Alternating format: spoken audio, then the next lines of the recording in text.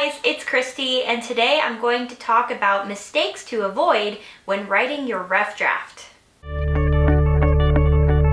So now that a lot of writers are participating in Preptober, which is basically the month of preparation before NaNoWriMo or National Novel Writing Month, where a lot of writers choose to participate in trying to achieve a goal of, I believe most people, it's 50,000 words or an entire novel through the month of November. So whether or not you're participating in planning for NaNoWriMo right now, I thought it would be valuable to writers who are working on their rough draft for me to talk about mistakes I made on this project and my previous project. So I've compiled a list of mistakes that I made and hopefully you all will be able to avoid these mistakes in your rough draft. Okay, so the first mistake is editing while you draft.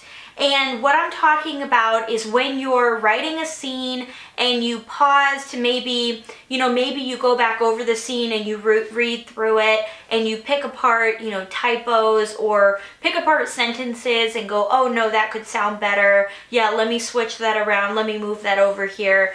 I recommend that you don't do this, and for multiple reasons. Number one, it really slows you down. So especially if you are working on a novel for the month of November for NaNoWriMo, it's all about time, right? It's all about getting as much in that short window of time as possible. So you don't want to edit yourself and slow yourself down while you're trying to create and while you're trying to get words on the page. But number two is also that it really stunts your creative mind when you flip over into that editing mode. And the reason for this is because we use two different parts of our brain when we are drafting versus editing. The part of the brain that we use for drafting is the more creative side, and then when we are editing, we're using that logical side of our brain.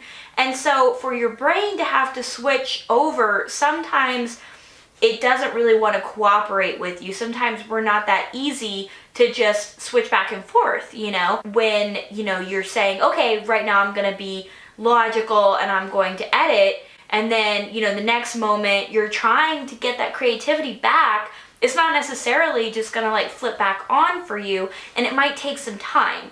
So what I recommend is just, and especially if you're struggling for that creativity, you have to utilize some techniques and things, music or nature, whatever your process is to get in that creative mode, stay in it and just keep drafting until you're done, and then you can come back and do edits and clean up everything later on. Okay, so mistake number two is holding yourself back. It can be really tempting to question sometimes certain passages. Am I going to alienate certain types of readers, or what will my mother think? But you really just can't think like that at this stage in the game. So like I mentioned in my first tip, that you really just want to let your creativity take over and don't pause to reflect on any mistakes that you've made.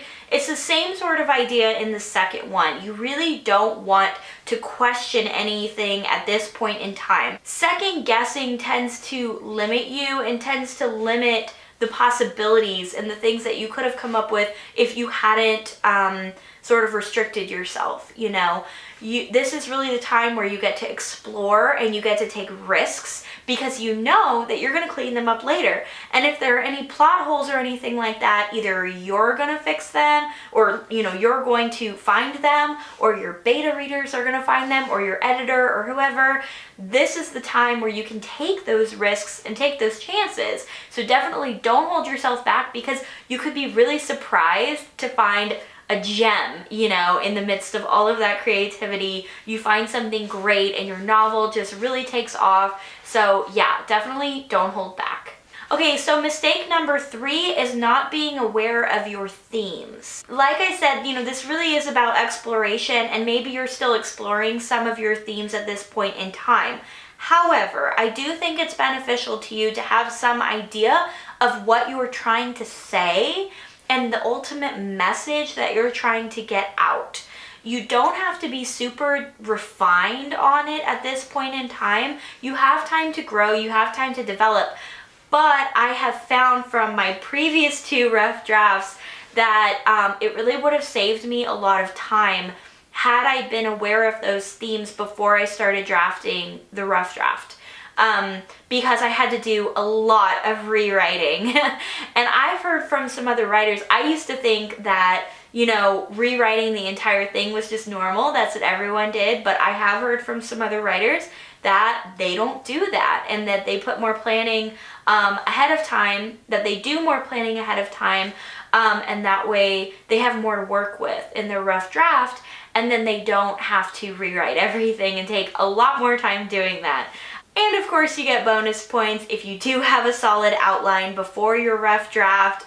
If you need any tips on outlining, I actually made a couple of videos on the topic. I did one for plotters and then one for pantsers, so depending on what type of a writer you are, I'll link those both down below if you want any tips on that stage in the process. But I do think it would be helpful to write the themes down and post them somewhere visible. That way when you're drafting important milestone scenes, you're reminded to incorporate those, and it will really help you. Okay, so mistake number 4 is all of your characters sounding the same. A mistake that I've made, and I think a lot of writers have made, is just kind of all of their characters sounding the same and all basically being the same person, you know, coming from the same backgrounds and, you know, the same ethnicities and the same social rank. And so if all of your characters are sounding the same, think of ways that you can make them come from different backgrounds and different situations. That way they're unique and diverse, and it will probably also add to your story, add some tension and some conflict, and definitely be more interesting to your readers. And then the 5th mistake that I made in my rough drafts was not having fun with it. So one thing that you want to be careful about, especially during NaNoWriMo, is not to put too much pressure on yourself and, you know, those deadlines and that ultimate goal that you have. You don't want to lose sight of the reason why you're writing, and that's because you love the story or you just love writing, you know.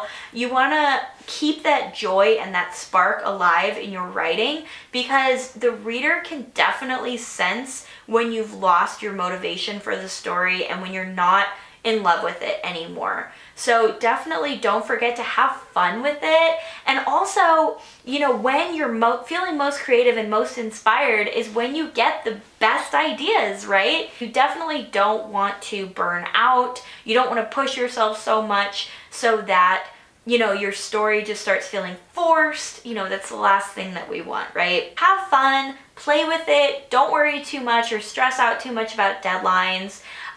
It's all gonna be okay. At the end of the day, you have a story. You know, you have an amazing accomplishment in your hands, this rough draft or a partial draft. At least you've started, which is more than a lot of people can say. A lot of people, you know, have wanted to write a novel their entire lives and they've just never done it. You know, they have the idea in their head, but they've never written it down. And so as long as you can say that you've started one, that is an amazing accomplishment in and of itself. So definitely be proud of yourself, and yeah, just have fun with it and don't lose sight of that. So I hope that these mistakes that I'm sharing with you are helpful and that some of you can benefit from them. And I wish you all the best of luck in your planning for your rough drafts. If you're participating in Preptober right now and NaNoWriMo next month, good luck to you. And thank you so much for watching. If you haven't already, be sure to subscribe to my channel so you don't miss out on future videos like this one. And I'll see you next time. Bye.